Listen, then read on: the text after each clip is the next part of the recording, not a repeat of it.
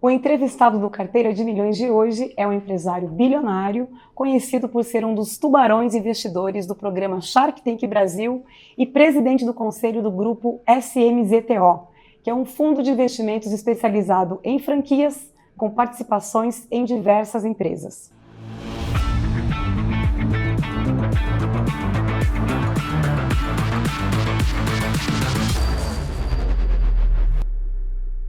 José Carlos Semenzato, muito obrigada por me receber. Um prazer conversar contigo.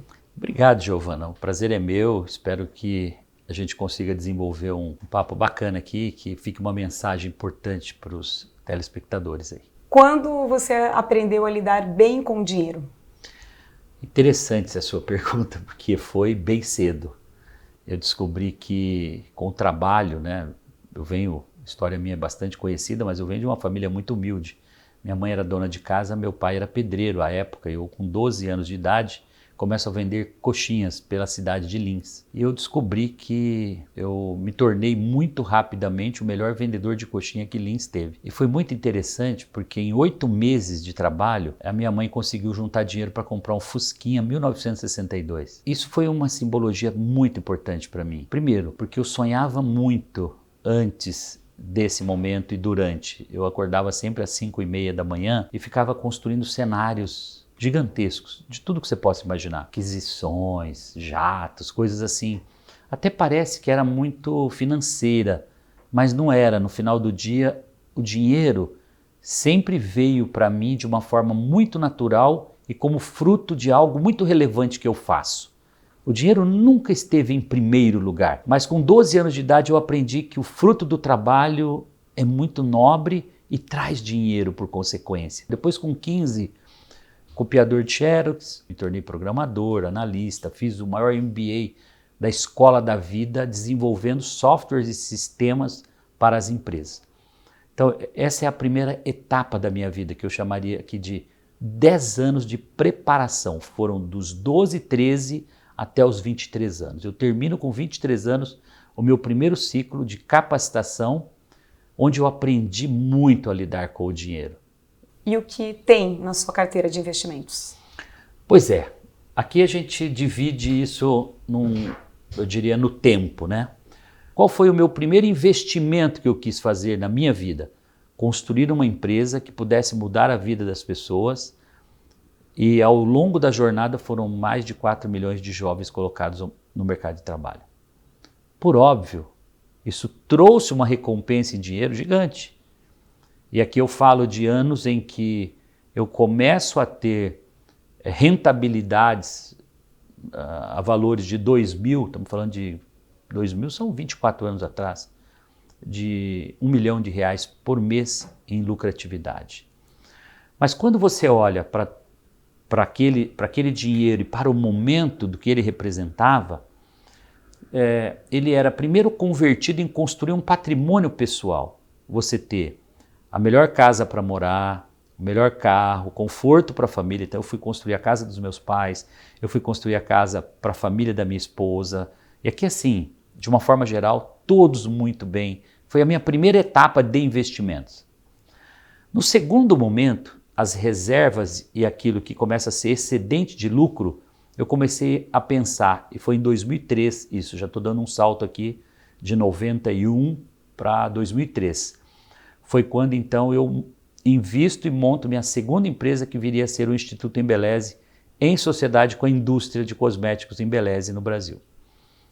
Então eu comecei a investir parte do meu lucro, já montando uma segunda empresa, que pudesse somar dividendos no futuro, para que em algum momento tudo isso se tornasse muito relevante. Ao longo dessa trajetória, eu posso dizer a você que eu aprendi a montar empresas que no princípio, no começo, custavam R$1.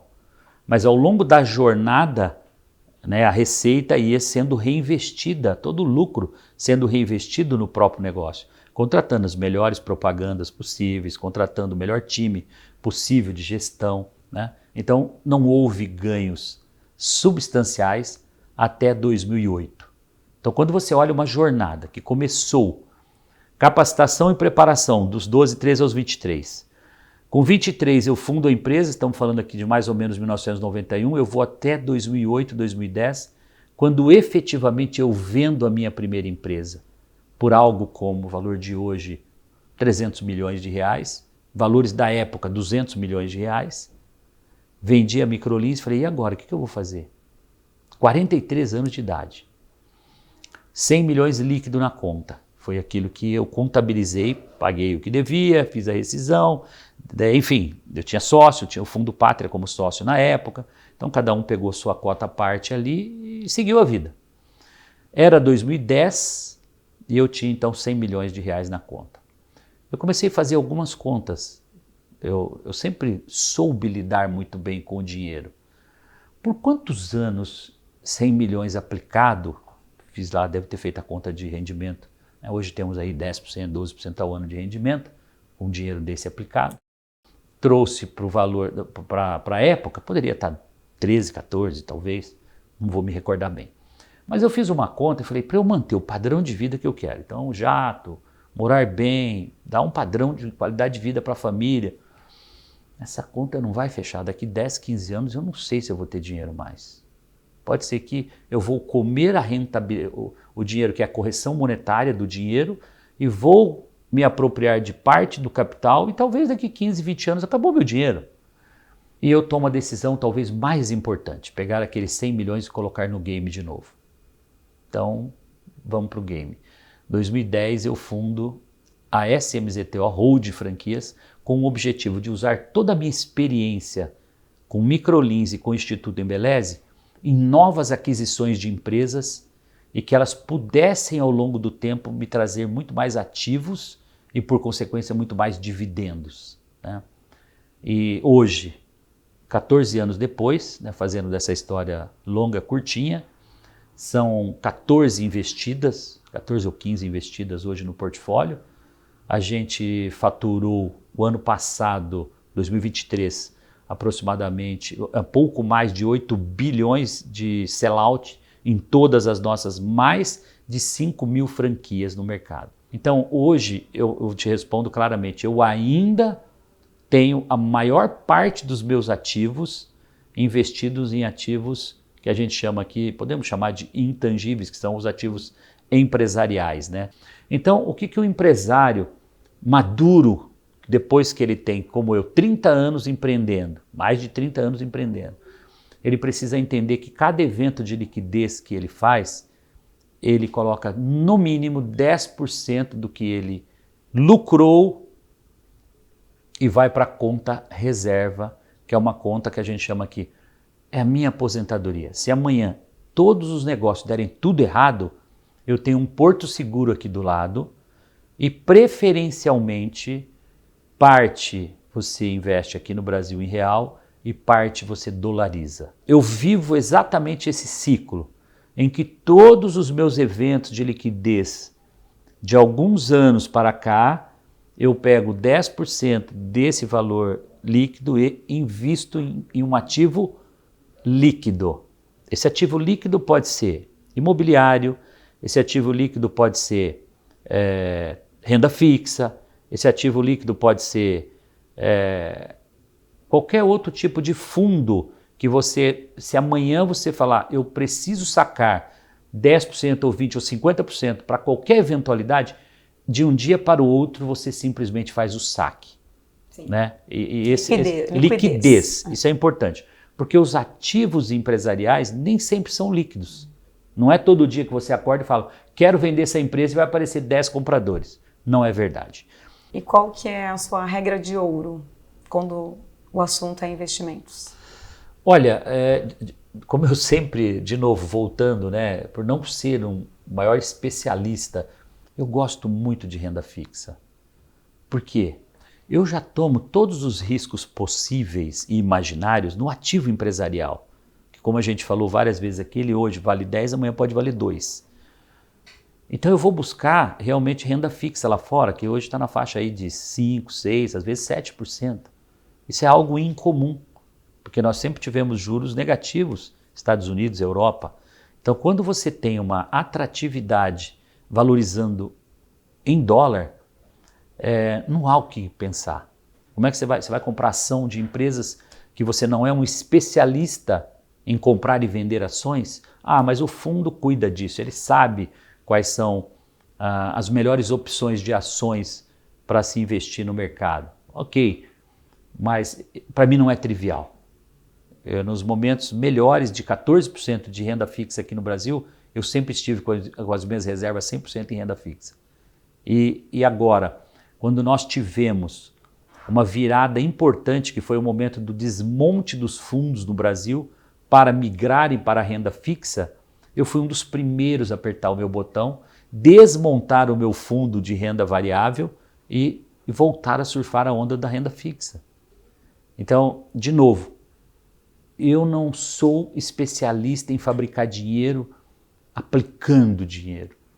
Eu sou especialista em comprar empresas com forte crescimento para o futuro, ajudar essa empresa a cumprir a jornada dela e, junto com o sócio fundador, ganharmos dinheiro juntos ao longo da jornada, seja com dividendos, seja num evento de liquidez lá na frente. Pensando aí na sua trajetória, qual foi o seu maior erro como investidor? Olha, eu diria a você que o maior erro que eu cometi foi efetivamente em 92, 93, 94, com 24 anos, 25 anos de idade, eu me alavanquei além do que deveria. O que nós recomendamos hoje, né, no mundo empresarial é que você tenha uma alavancagem aí perto de 1,5 vezes o lucro que você gera no ano. Podemos dizer o EBITDA, mas aqui falando do lucro as pessoas vão entender um pouco melhor. Então, se o seu negócio gera 100 mil por ano de lucro, você pode ter dívida de no máximo 150 mil. É uma alavancagem que a gente considera aceitável no mercado. Eu devo ter tomado uma alavancagem de 20 vezes a geração do lucro, porque não tinha nenhum real quando comecei. Fui aos bancos e tomei dinheiro emprestado. Qual foi o erro? Não ter um planejamento, não ter, por exemplo, considerado durante as minhas tomadas de crédito que o dólar poderia ter uma supervalorização e que isso poderia quebrar todo o meu planejamento. Mas por falta de uma consultoria de experiência à época, eu assinei contratos todos em dólar e de repente chega o plano real em 94, o dólar dispara e tudo correlato a ele, eu simplesmente quebrei. Aí você vai dizer assim, poxa vida, mas não tinha nada também para perder porque estava começando. E aí, o que fazer? Então, qual foi o maior erro que eu cometi? Foi esse. Mas é um erro que eu cometeria tudo de novo se eu estivesse começando hoje. Né? Não foi um erro planejado, não foi um erro calculado, mas foi um erro necessário para que criasse casca, para que criasse base na minha trajetória. Pode ter certeza que nunca mais eu vou tomar um risco desse na vida. Então eu vou assinar um contrato hoje, qual é a base de correção? Ah, não, eu quero pré-fixado. Eu não vou tomar risco com um indexador que pode disparar e eu não tenho controle sobre ele. Porque aí eu posso quebrar de novo? Não, eu não. Então muda tudo, né? Essas coisas, então o erro, ele te traz muita coisa boa ao longo da trajetória. As lições, né? As lições, e lição, quanto mais velho, mais lição aprendida, né? Qual foi o seu maior acerto? Se é que dá para destacar apenas um. Então, o maior acerto foi permanecer 100% focado no mundo das franquias. Eu acho que essa é a decisão mais assertiva da vida. E vale ressaltar que eu entrei para o mundo do franchising por necessidade, no susto. Porque em 1995, quando tudo deu errado do ponto de vista da alavancagem que eu acabei de contar agora há pouco, sobrou o mundo das franquias para mim. E aí eu conheço o mundo do franchise, transformo as próprias em franquias, nasce o franchising na minha vida como solução de todos os problemas. Me apaixonei pelo modelo, já são 95 para 2025, quase 30 anos no franchise. Mais de 30 empreendendo, mas quase no 29. Uma vida, né? O ano que vem eu completo 30 anos no franchise. E posso garantir, o portfólio inteiro nosso hoje é voltado 100% para o modelo de franquias. E com o que você gasta o seu dinheiro? Não vale os investimentos, não, gasto não. mesmo. Ainda assim, você sabia que eu acho que eu invisto? Não, é interessante. Eu quero saber o gasto mesmo. Não, então o gasto, quando a gente fala gasto, é efetivamente aquele dinheiro que vai e não volta, né? Então, vou dar um exemplo, né? Eu acho que é um exemplo muito atual. Estou indo com a família agora no meio do ano fazer um aluguei um iate no Mediterrâneo, me dei ao luxo é a minha primeira vez que eu faço essa extravagância, esse gasto excessivo, mas vou para um iate de 54 metros de comprimento, né? Eu gosto de alguns relógios diferenciados, que para mim eu chamo de investimentos. E cada um deles, eles vêm como premiação de algum momento importante. Ou foi a venda de uma empresa, ou foi a conquista de um sócio relevante, ou foi o nascimento de um filho, sabe? Né? São simbólicos. São simbólicos demais. Então, eu acho que aí você também se permite algumas coisas, né? Obviamente, eu gosto muito de bons vinhos, né? Tenho um gosto muito apurado já. Estou há 20 anos, pelo menos, evoluindo no mundo dos vinhos. Maravilha. Muito obrigada, Simenzato, por nos receber aqui, por Obrigado essa conversa, por essas dicas todas. E seguimos aí, muito sucesso. Obrigado. Obrigada a você. Até a próxima. Espero que seja breve a nossa próxima. Com certeza. Muito obrigada a você também por nos acompanhar. Aproveita para seguir lá o Carteira de Milhões nas redes sociais. Se não segue ainda, né, lá no canal do YouTube, aciona para receber sempre o conteúdo em primeira mão e nos vemos no próximo episódio. Até lá!